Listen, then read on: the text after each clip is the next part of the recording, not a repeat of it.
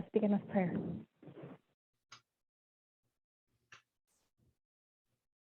Heavenly God, we come before you with open hearts and open minds.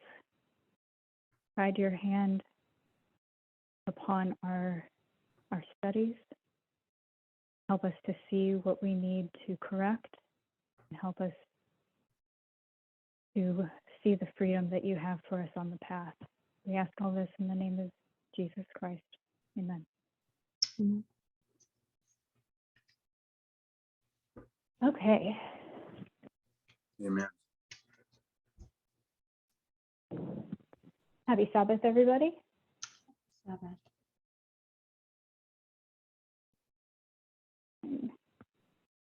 Get this. All right, everybody hear and see okay?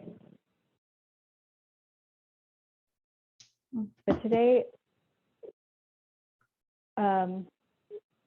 I'm going to cover radical feminism as the Sunday law test. This is going to be a lot of information. Hopefully, I mean, there's pages of notes just off of two studies from Summey's study that I shared on the bilingual, I think of the name of it now, called, I didn't even write it down, just the Eden to Eden bilingual that was recorded on the 22nd of February. And then also tying in with the Vespers that Elder Tess did last night. So one of the biggest things that I see as a common theme just being reinforced in multiple different ways is this understanding of how we have arrived here now through the understanding that we had back in 2018 from what the movement had understood from the time of the end, 1989 to 2018. We all had this sense of like a right leaning in our politics and in our personal dealings. And then we have this switch over to some may call it a more liberal understanding, or how Tess has labeled it on the left. But we can definitely see that we went from this right point of view, right wing, if you want to call it that, point of view. And then when Elder Tess came in 2018, she presents the two streams. We see at 1996, we have the formalization of both the liberal stream and the conservative stream. Both CNN and Fox, their news networks, have their formalization at 1996. So we take note of that as one of the components that Elder Tess credits to causing us to shift, make this dramatic shift from the right to the left. And as we have a further understanding of these two streams, we have multiple studies that anchor our understanding to how to better understand the left. That what we used to understand as simple with the message from 2014 to 19, the latter rain dispensation, we kind of have a simplistic understanding of that in comparison to now, the harvest dispensation into the time between Panium and Sunday law on the 144,000 line. We have a much more complex view of our message, because there is just so much more information to disseminate. So it's very important in understanding how we got there, because in that process, as we go over that hallowed ground, it anchors our understanding of what the Sunday law really signifies, really means, and how we went from understanding the Sunday law from 1989 to 2019 to be a Sabbath Sunday iteration that Ellen White reinforces, that conservative Adventism reinforces, seeing that shift from Sabbath Sunday over to equality. And then with the Midnight Cry message in 2018, we see the importance of, or the message signifying that there's a shift to notice the theme of equality. We can also notice the theme of the two streams, and how equality gets clearer and clearer as we go on, as there are more studies that Elder Tess and Parmender flesh out for us, that we go from a 2018, 2019, still kind of seeing the Sunday law as this Sabbath Sunday law, into, okay, this is going to be more about freedom. And then in from 2019 to 2021, at the formalization of the message at Panium, we see even further clarity that the Sunday law is going to be radical feminism. I'm sorry, from 2019 to 2021, we see the steps where we go from feminism into the understanding of radical feminism. Even though on the 144,000 line, we mark 2019 as understanding equality, 2021 as feminism, and then the Sunday law being radical feminism. But we also know that before the Sunday law, these issues have to be agitated. So, and God isn't going to leave us in the dark about these things, about these life and death issues, about this prophetic significance of radical feminism. He's going to give us, I'm going to make a more conscientious shift into called the epitheme they, the singular version of they for God. When I'm referencing Jesus, it'll be him, but I really want to, for myself, get out of that male mindset of since God has no gender. So if you hear me say they in reference to God, it's that gender neutral term of they, rather than the male binary he that we for so long called God, just like the Father.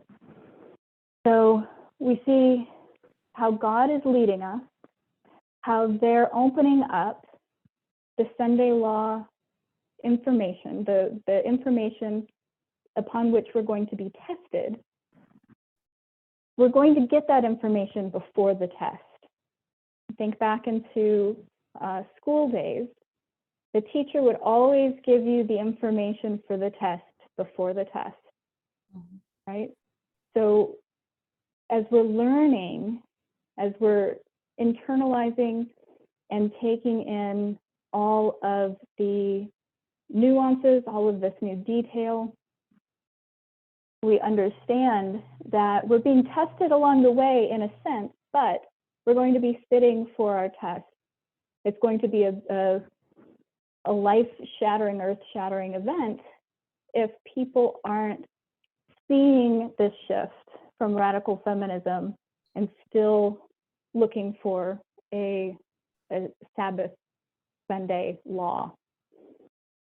And so we want to understand the Sunday law test, and we want to do that because we understand the purpose of the reform lines is to create a radical shift in our lives.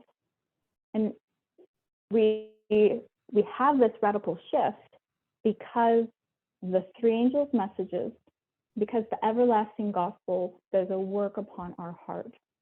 It has no choice but to create this radical change in us. And I use the term radical in the sense of going to the root of the issue. And so as we get to the root of the issue of seeing Sunday law as radical feminism, we can see how there are actually line upon line proof for this being the case. So we know first through seeing the line of the 144,000 with the waymarks, we see the increase of knowledge from this dispensation 9/11, from the second angel's message all the way to the Sunday law, how the increase of knowledge and the formalization of the message anchor in more and more understanding, brings much more abundant light into the movement, into the studies, and now we can see how it applies for the for other lines. So the priests, of course, we are seeing that this is a triple application with these line upon line proofs. So the 144,000 is one where it emphasizes the Sunday law being the radical feminism topic. In the line of the priests, we see the message as it unfolds through the midnight cry, how Elder Tess was able to create that immense radical shift through this message, where two groups of worshipers were separated out. Those that could let go of Sunday law being Sabbath Sunday and accept new information that it's about equality. And as we go on further, we see that it's not just equality, that it's about feminism, not just feminism, it's about radical feminism. And so after this midnight cry message, we have the shift, we have this shaking in 2019, and Elder Tess is also seeing that there is another sort of message that's coming out of those that stayed with the movement, but not for long after our close of probation. And this was the false freedom understanding that several were teaching of the having the freedom to wear makeup, to eat what they want, to wear jewelry, and all of these things that if they were to continue with the message, that would create a counterfeit, because God wants us to see how those behaviors, those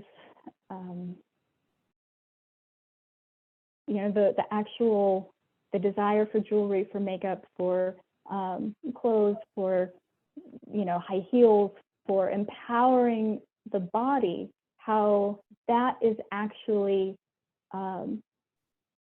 not bringing freedom, bringing liberty. It's actually having a harmful effect, is a word that I'm trying to grasp. It has a diminishing effect on the message because it's too counterfeited. And this is where we see that there's the start of three branches of feminism. the liberal feminism, I'm sorry, the cultural feminism, liberal feminism, and radical feminism. And Elder Tess helps us to see this because of the two streams of information that she brought in 2018. So as we continue this understanding, we have a very clear view of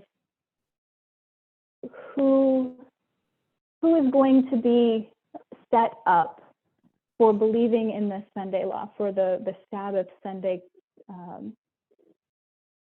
understanding. And that is where we look at Donald Trump. And we see that he embodies the Sunday law. And this she covers in Ted Wilson's Nature of Babylon in that video, where we see the Apis bull can be encompassed by nationalism, racism, sexism, homophobia. So then it makes us look at Protestantism as having nationalistic, racial, sexist, homophobic elements to it, and what we also understand as patriarchal. And these characteristics are going to be ultimately what leads people to be overthrown at the Sunday law. And just to remind you that this is not a simple message, that this looking at freedom versus feminism, she'll later call it in Vespers last night, liberty versus feminism, or liberty versus equality. We're forced to see all the details and get into the source material and see how there's some sources that have really good points, and there are some sources that, you know, there may be 2% good information, and the rest of the 98% is for the waste bin. So we have to be more discerning in our source studies. So if we look at this conservatism to feminism swing or shift, and we look at how it manifests within our own movement, we also have to see how it manifests in society. This is how we will understand the true freedom, the false freedom of feminism, and how we work in between those two. We're not fully right, we're not fully left. We're working in between, because it's just like what she was bringing out last night in Vespers, all the different things that were listed for the right: morality, republicanism, conservatism, patriarchy, reactionary, traditionalism, authoritative, individualistic, idealistic, exclusive. All of these characteristics can apply to the left in some cases, just as progressive and democratic and socialism and adaptive and equality, renewable, science, globalism, community, political, prophetic, and inclusiveness is on the left, but it also can bleed over into the right. And so this is where she's trying to make it's changing our focal point to get a little bit clearer on how we see these sides. Because when we look at the right believing in small government, then we see, okay, we probably maybe have a little bit of those beliefs still, and how that applies to our daily lives, that we ought to have the freedom to, and the freedom to express ourselves, to express our beliefs without anybody else telling us or controlling us, telling us what to do or trying to control us. And in contrast to the left and the big government, and having a big government because there's a lot of people that have a lot of work to do, because there's all of these different minority groups that are needing to be looked after. And so this is where the refinement keeps going. And I'm going to go back to how Tess describes this swing. And it is first caused by looking at the history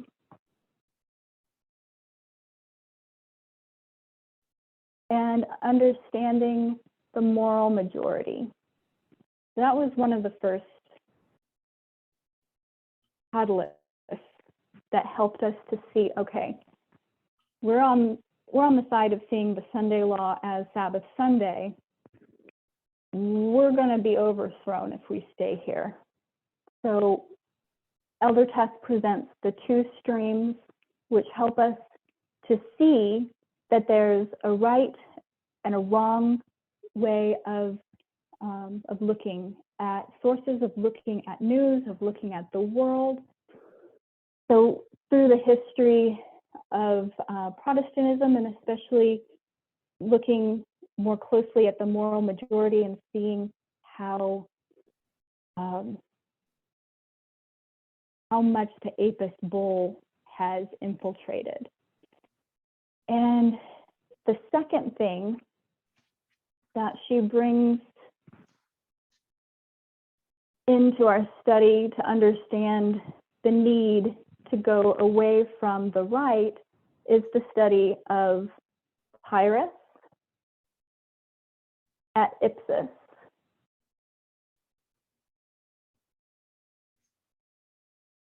Does anybody know why that is? Why does Pyrrhus, understanding Pyrrhus and Ipsus, help us to see that we were wrong in our understanding of the moral superiority of the right?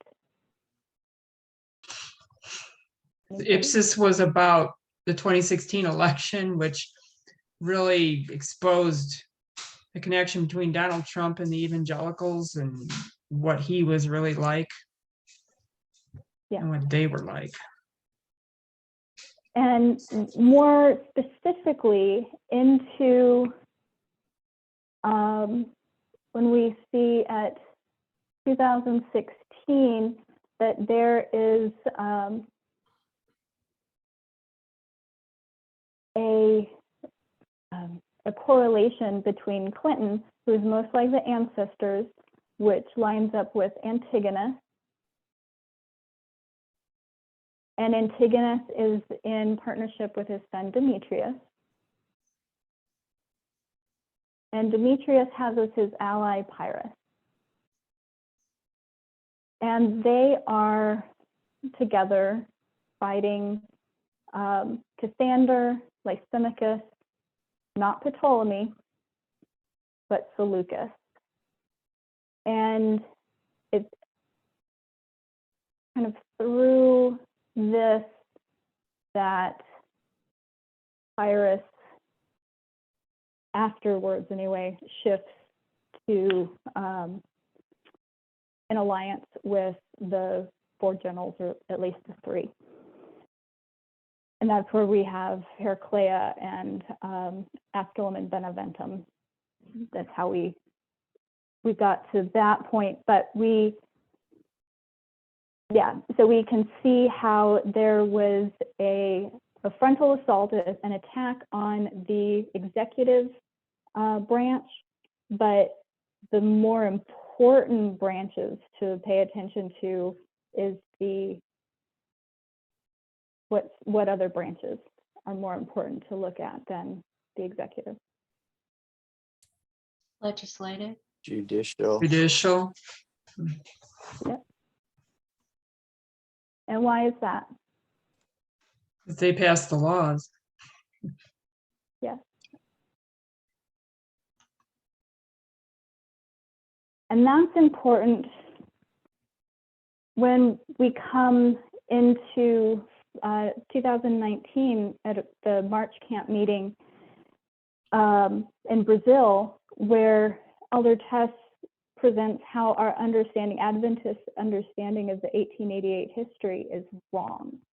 How the Sabbath Sunday controversy is just the tip of this iceberg, and that the thing to pay attention to more is the Constitution. How A.T. Jones was actually writing about respect of the Constitution through the unalienable rights and no enforced religion over minority groups. Okay, so after Pyrrhus and Ipsis, we have this third grouping of studies, and that's of bringing clarity to the two streams. The first starts with the 2018's understanding that 1996 was the formalization of the liberal stream of CNN and the conservative stream of Fox. And from there, we can see and make other implications, but for the time being, just that that study alone helped us to create that momentum to swing away from understanding the Sunday law as a Sabbath Sunday into understanding it as equality, feminism, and radical feminism. And the fourth point that Elder Tess brings to light that helped us make this shift is the line of the Nethinims.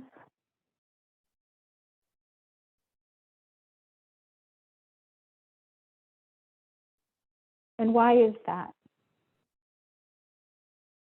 Anybody know?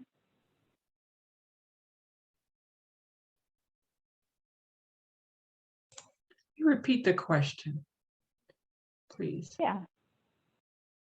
So we're talking about these 4 points that Elder Tess is bringing to light that help us to see the importance of shifting our understanding away from Sabbath Sunday being the test into equality. So shifting from this right lean to this left lean. There's the history of Protestantism into the moral majority, Pyrrhus and Ipsis, the two streams of information, the liberal and the conservative, and the fourth is the line of the Nethinims. But why is the line of the Nethinims part of the body of information that causes us to shift our mind from the right to the left?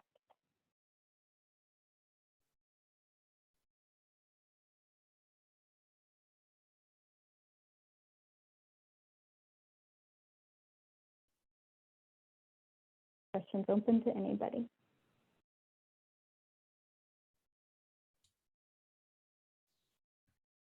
Alyssa? Yeah. Looking at Tessa's board work on that, with it, she has on there the line of the Nethinims, and after it, she has order of R.L. And I couldn't figure it out later on what R.L. was. It was right and left. Say that again.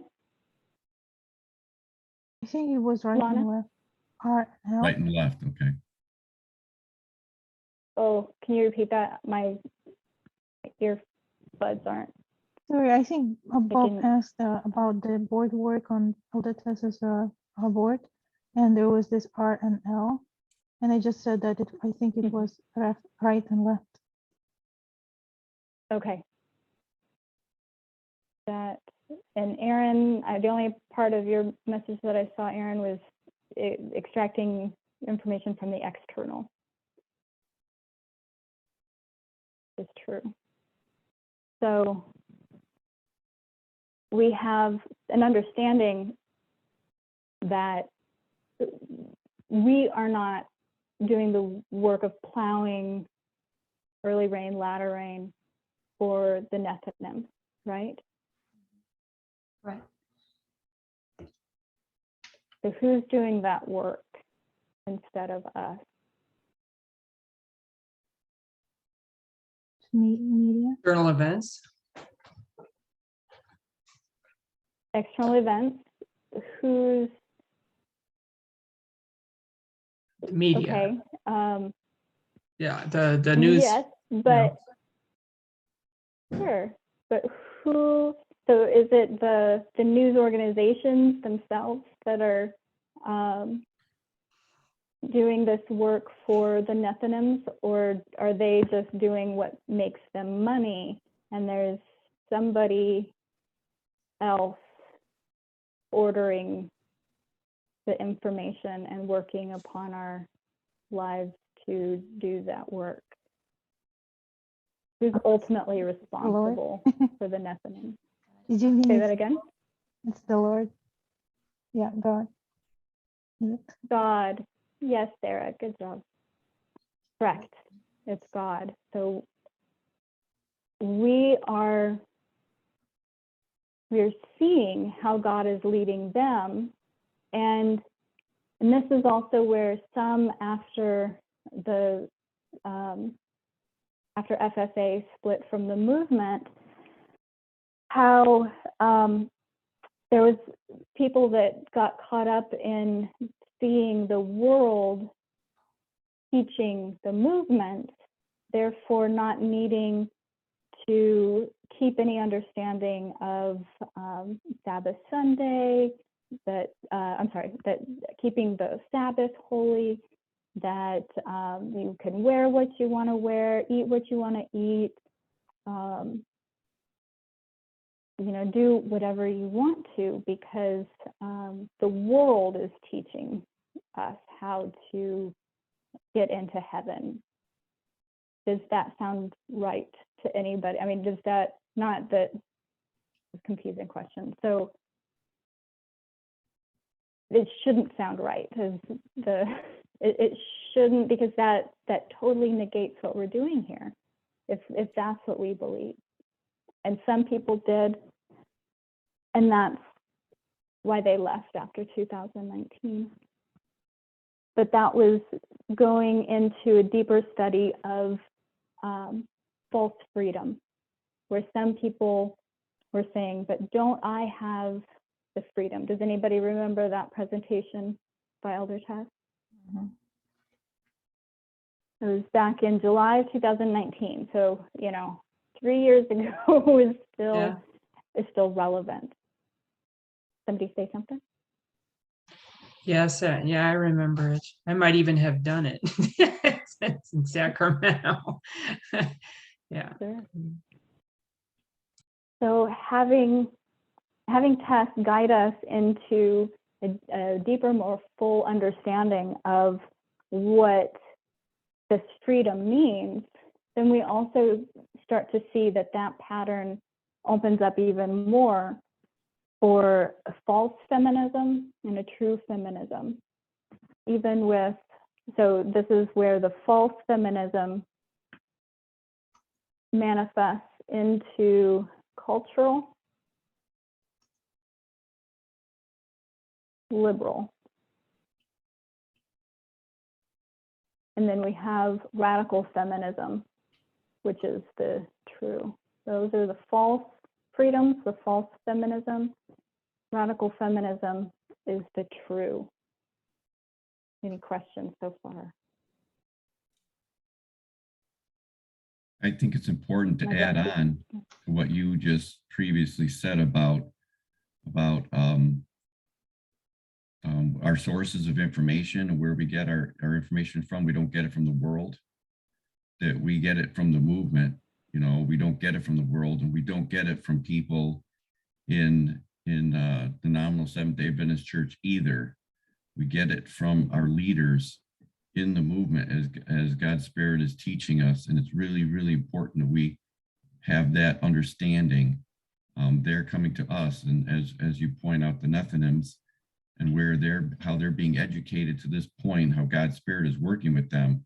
We know at some point they're going to have to leave behind the AOCs and the Michael Moores and everything. They're going to have to come on board with the understanding we have, because our understanding way back when, before Tess gave the Midnight Cry message, our understanding, if I'm understanding it correctly, was that we were very right, conservative minded. And then when we moved over toward the left, we have to realize that, as she's pointing out, there's elements of the left that aren't right either. And so we have to, at one point we were behind the world. The world was ahead of us. There's one point that they made. And then later on, then we were like equal with the world in our understanding.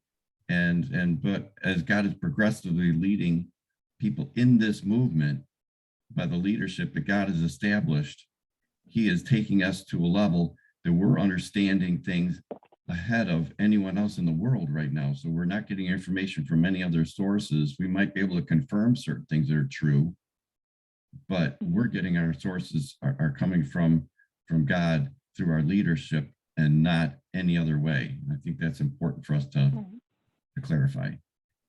Thank you. Yes. Thank you for making that point. Okay, so there are several comments that I missed. I'm just going to go back. Aaron, yes, False Freedom had many different, or False Freedom, that particular presentation was August 2020.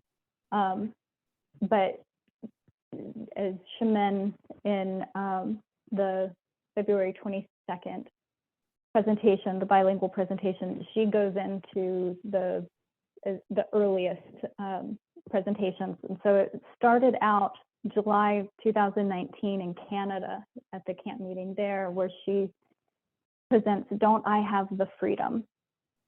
And, oh, wait, that's not true. One of the things that I had difficulty with the bilingual is the dates.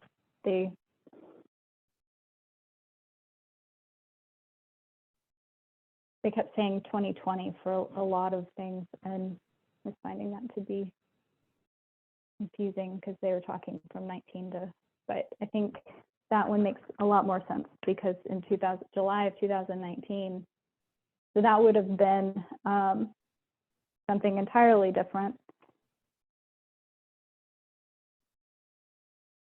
August 2020, and I don't recall where that was. But on the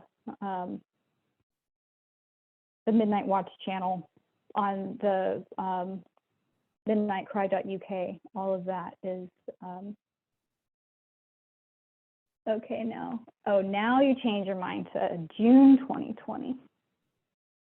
Just kidding, Aaron. So just quickly, so Don't I Have the Freedom was June 2020. And Okay. False Freedom was August 2020. False Freedom. Thank you.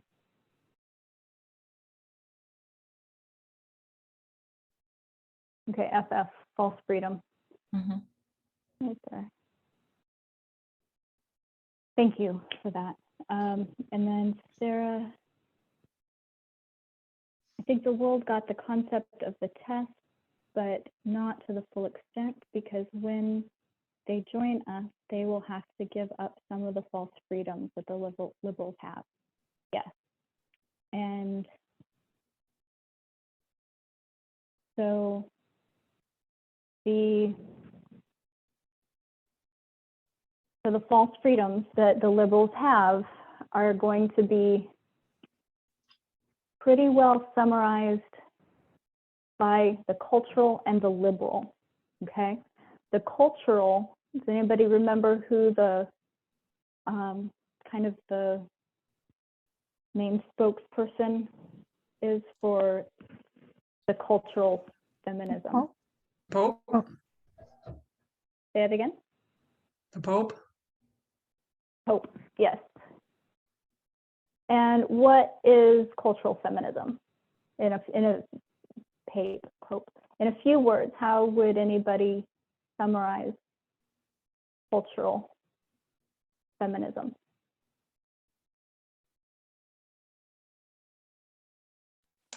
That There's they, two words that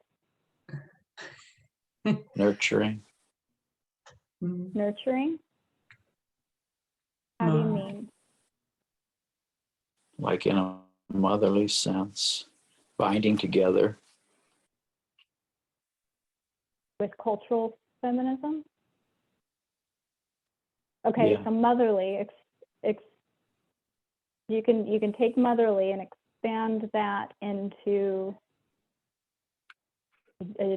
two words that generalize how that is seen. If you have motherliness, then how that values the woman as a mother, what do you call that? What's an easy two-word term to represent? Easy. I was going for gender roles. Does that make sense?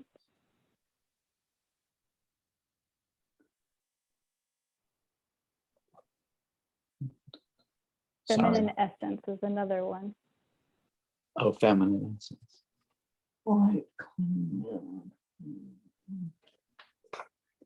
So the feminine essence, we can see that through Mary, but cultural feminism really emphasizes gender roles.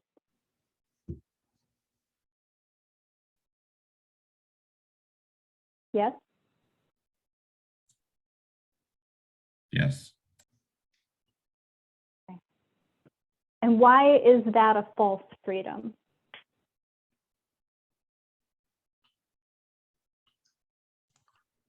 because some people are not either male or female according to what they're born as. Mhm. And they feel more like the opposite sex or believe they're, they want to be more like what they, like trans and that kind of thing. And they don't, and then there's intersex, they don't fit Mhm. neatly into the, the two categories that everyone thinks is all there is. Right. So this is forcing both men and women to conform to their gender roles. That's an easy way of.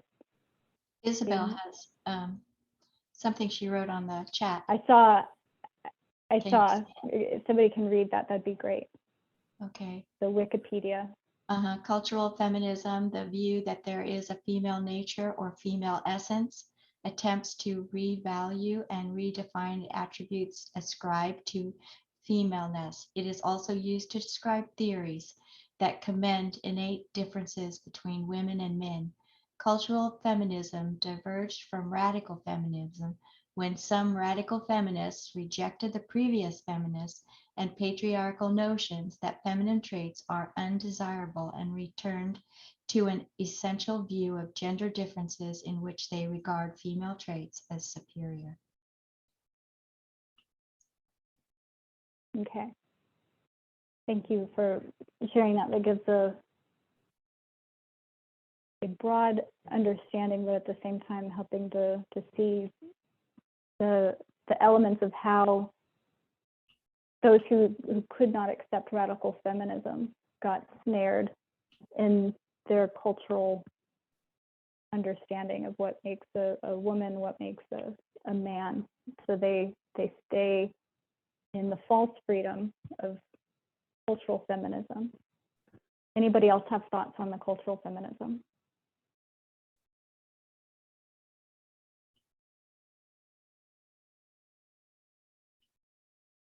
Okay. So another form of the false, oh yeah, go ahead. I'm just looking at my notes, and one of the things that kind of stands out to me is this ethics of care, she noted, and also relationships, ethics of care and relationships. So what does that mean to you? You know, it means in my mind, like, guys don't care about things, and girls, I'm sorry, females, they are like, that's where we get this kind of like thing. Nurses are ladies, right? And men generally aren't ladies. That kind of mentality, even though it's not really true, but that's sort of how it gets labeled as the ethics of care. They're the ones that are putting the band-aids on, you know, the skin knees, and the guys, they don't do that kind of thing. That's sort of how I see it. Yeah, they say, you know, buck up and let's get out in the game or something. Okay. Also, there's another thought to this. If you look at how they're defining feminism, you know, and the female role, but under cultural feminism, it also the other side of it is there, and that means that you're looking at what role a man has, even though that's not what's being directly defined in this, but it's there. You know, it's the unwritten part of the role that the man has versus the woman has. And so the whole thing is you still have this 800-pound gorilla in the room called patriarchy. So I just see that as an umbrella in the background. And after last night's Vespers, I think we're going to get even more clarity on what patriarchy means, because she used the example of Marjorie Taylor Greene. Those on the conservative side, they might not see their side as patriarchal because they're allowed to have a powerful voice. So, you know, so this is where the constantly being open to learning more rather than like hooking ourselves into the static definition of things. Maybe it's an invisible gorilla. Most likely. Yeah, you could see that. Anybody else have any thoughts?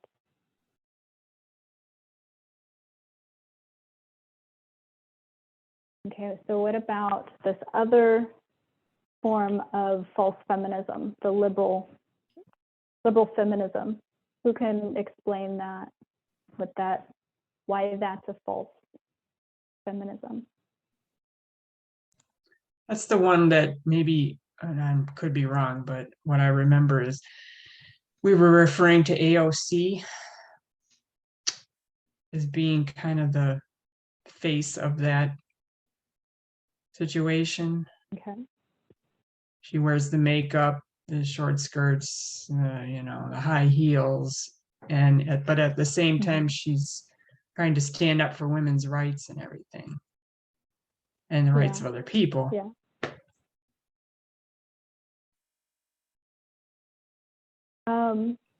I don't remember AOC as much as just the discussion of whatever women think to do is right because that's the woman's choice.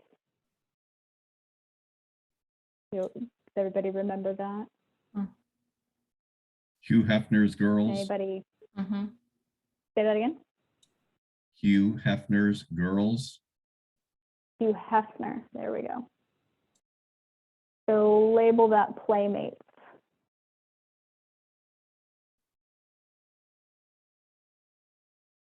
And why is that a false feminism, false freedom? Well, they're giving into the patriarchy. In what way?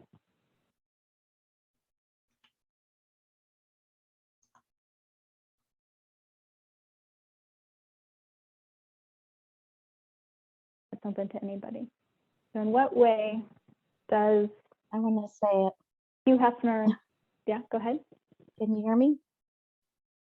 Yeah, Shoot, I can't think of it now. I had it on the tip of my tongue.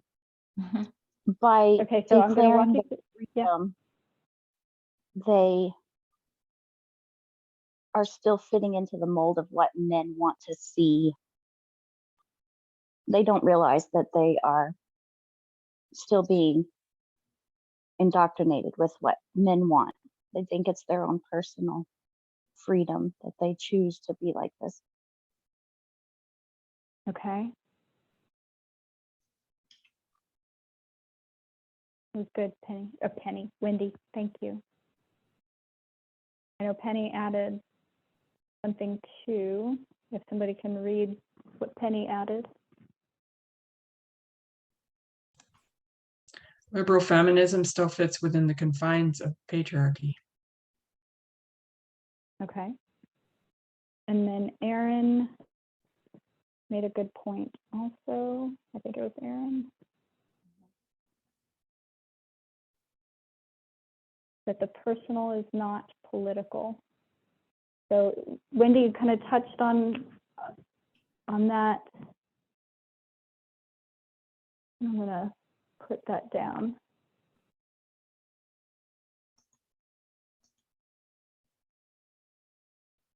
And I know there's a lot of little writing, so I'll send everybody a after board picture. Hopefully in the WhatsApp group, you can zoom in on the picture that I shared in order to kind of get more of the detail. But anything else anybody wants to add on the liberal feminism? So dovetailing with Penny's comment and patriarchy, you know, we don't Mhm. think about this too much in the West, but it's the hijab. They're, you know, why are they wearing that? Because they want to. It's cultural and it's patriarchy that pretty much forces them into that.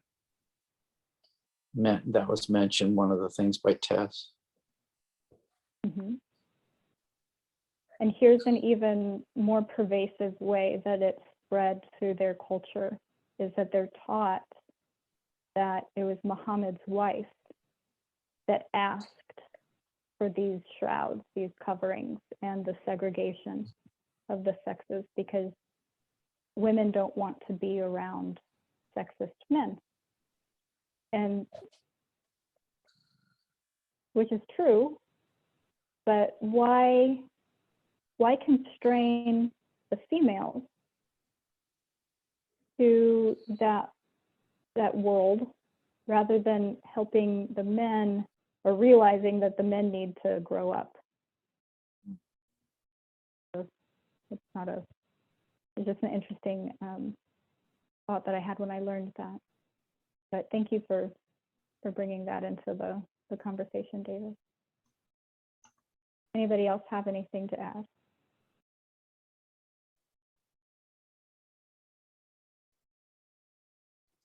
I could offer something on that question about the men and all. Men never grow up. It's just there. It's there from day one. And yes, there's some that get it. Hopefully we're in this movement getting it. But it's in a culture, it's never going to happen. So I think maybe that's the one reason they recognize that. Guys are scum. That's a very dangerous place to be in, when we realize that the Sunday life, if all those men that believe that they're scum, that they'll never grow up, they'll never change, that's not going to hurt them. That's going to hurt all women, because that's going to further put constraints on. Does that make sense? Like, if the men at Sunday Law don't see that they need to do anything to change, then heaven's going to be filled with all women?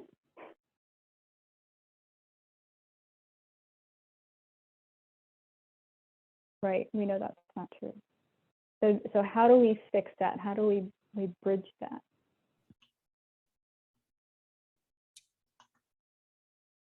Men have to own the problem, understand what the problem is in order to get out of it. Plus, not only do they have to understand it, this deal about the personal is the political, and then the radical, it's or the personal and the political is the radical, that's where we're supposed to be in this movement, right? So yeah, guys have a part in this when they see something that's not right when it comes to this, that they need to say something or just not be silent and agree with the status quo of putting women down kind of thing. And that's, kind of dovetailing with what Bob just said, that we have to own it, but just owning it is also speaking up and presenting a different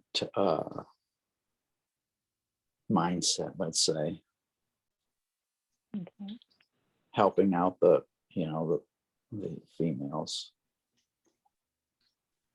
You'll never change any problem that you have unless you own the problem first. You have to recognize the problem exists, and then you can do something. Yeah. That was my point.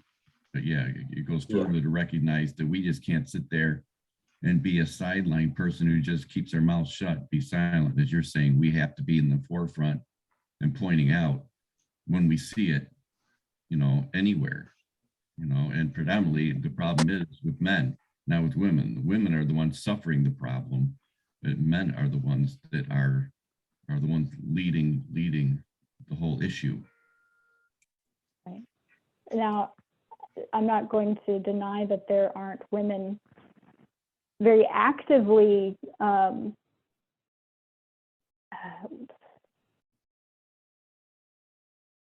keeping men in this understanding that it's okay, that patriarchy is okay, that these unequal rights are okay, because there are plenty of women who believe that there is freedom in wearing skirts and learning just to cook and take care of kids. Mhm. Because we were there. We were. And then Tess came, and all of that shifted. We had roughly a year, a little bit longer, to make that transformation. It might not have fully happened in our hearts because we might not have fully understood it. We might not still understand it, but at the German camp meeting, August of 19, is when she put on the board that the increase of knowledge is equality, that the test of the Sunday Law is equality. So we've all been given this information. Does anybody think that we're going to be okay at the Sunday Law? That we grasped these understandings, that the Sabbath Sunday controversy is not what we have to figure out, what we have to evangelize about, but it's equality. And you guys are right that the men can't do anything until they realize, women too, if nobody realizes that there's anything to fix, like realizing that the way to classify females is really to call them woman or women, because there are patriarchal men that are using the term female in a very derogatory, exclusionary terminology. So changing our past behaviors alters the way that we think about things. And the way that we think about things has to be in alignment with what God is teaching us in order for us to pass this test. If we still have this fixed understanding, then we're not going to understand what the Apis bull study was really all about, and how catalyzing that was during the increase of knowledge, May of 2020, when the Apis bull studies began, and then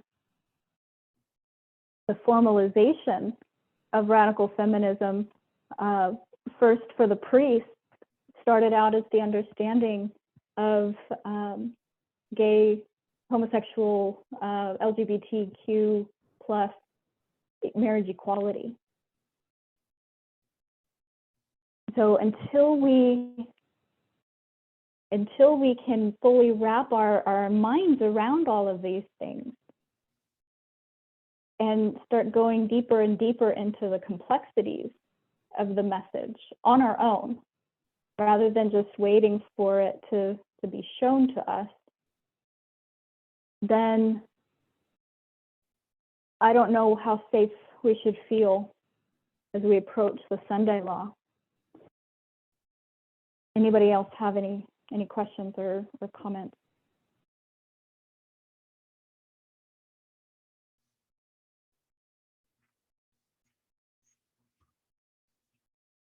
Okay, so and I'll wrap up here. The third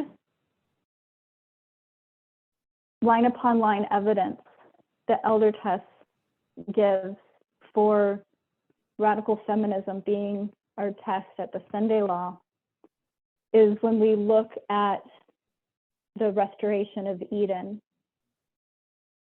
Radical feminism has to start with Eve. I'm sorry, before Eve. It has to start in the garden, in Eden. That's how it began. And then the fall, which many accredit to Eve. And so that puts an exclusionary, a discriminatory slant on women, making it easy for women to be subjugated, for women to be enslaved to the men, which later opens up for the enslavement of men after that. But so we see the three progressions of sin going from Eve to Cain to Ham. So equality to worship to nationalism, racism. We see these progressions have to have their chiastic healing work. We have to have a radical transformation to see our history as we've wrestled, as we've made our civilizations around the exclusionary way of seeing things, of this male-dominated, which reminds me, Sarah made a comment about male superiority. And Sarah, are you able to, or I think it's male supremacy. Sarah, are you able to read that?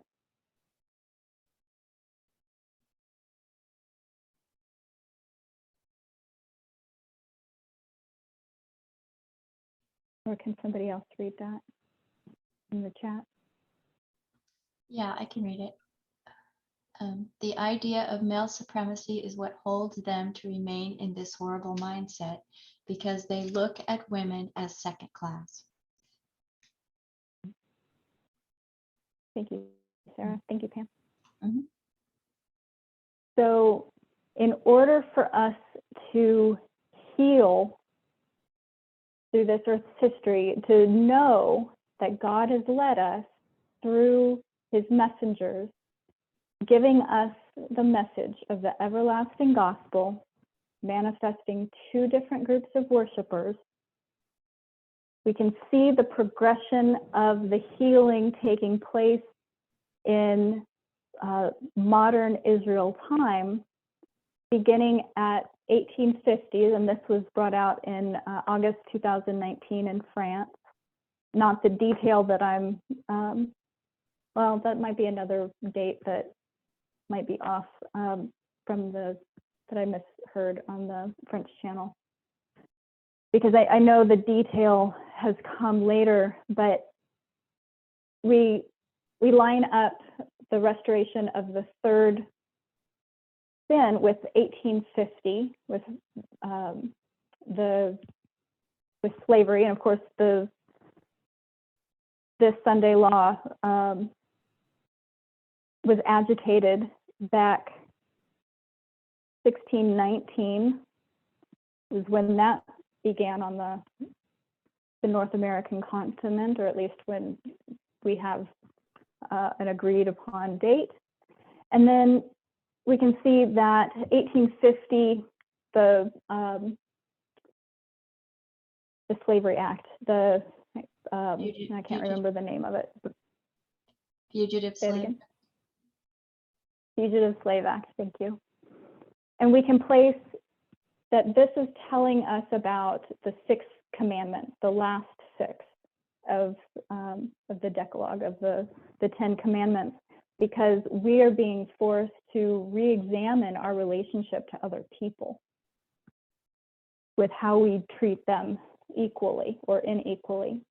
So this is not the Sunday law, it's the Sunday law for early Adventism. However, it's not the full picture.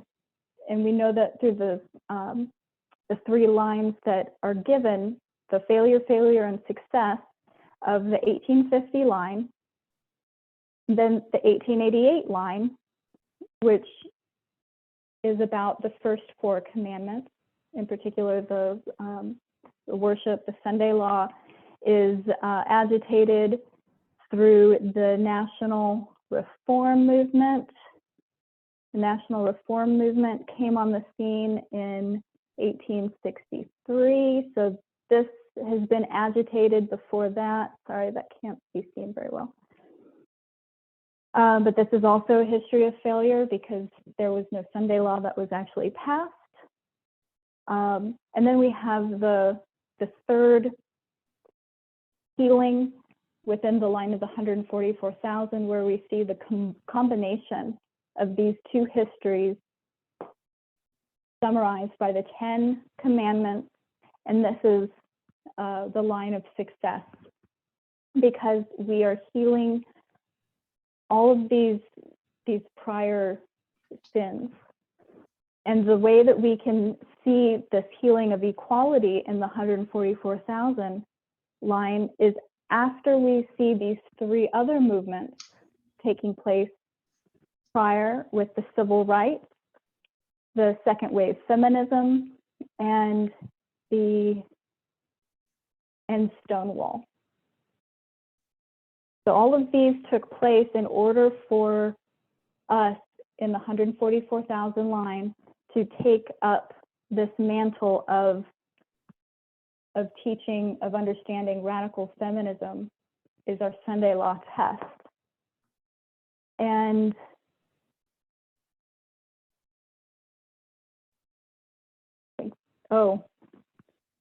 the biggest thing that I want us to come away with in closing, that we have nothing to fear of the future, meaning Sunday law, or pointing to Sunday law, unless we forget how God has led us after 2018. Does anybody have any questions?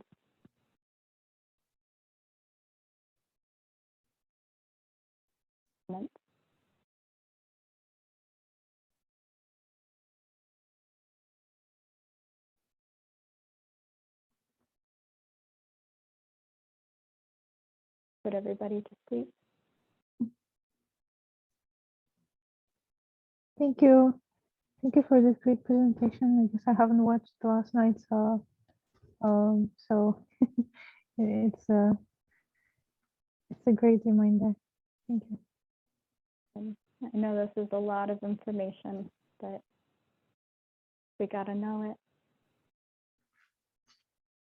I love this Anybody style else? presentation, which is, I think I should, I'm aspiring to do this kind of, board with the board and the eraser. So yeah, it's really helpful. Especially it's helpful for the person who is presenting themselves, Mhm. because it's one thing to write up the notes and then read off the notes, and yeah, great, thank you. You're welcome. I have notes. I just wrote too small. So I'm doing my best to remember what I said. I'm having a hard time reading. Anybody else?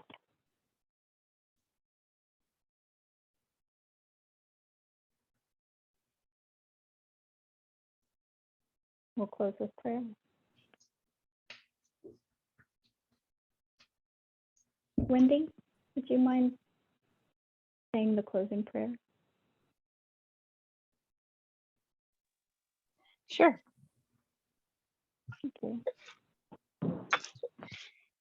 Dear Heavenly Father, thank you so much for this time that we could come together and understand more in depth what you're trying to teach us at this time. I thank you for the messages. Thank you for the clarification on the different forms of feminism. It's so easy to be caught up in compromise in the world that we live in now, and the freedoms that we feel that we are able to take. So I ask that you would continue to be with us and help us to have that clarification each individually, and especially among our young people. And I ask that you just help us to stay on the straight path, to follow the lines. Thank you for our little group and the friendship and the love that you help us to have between each other. Thank you for the Sabbath and the blessing that it is. In Jesus' name, amen. Amen. Amen.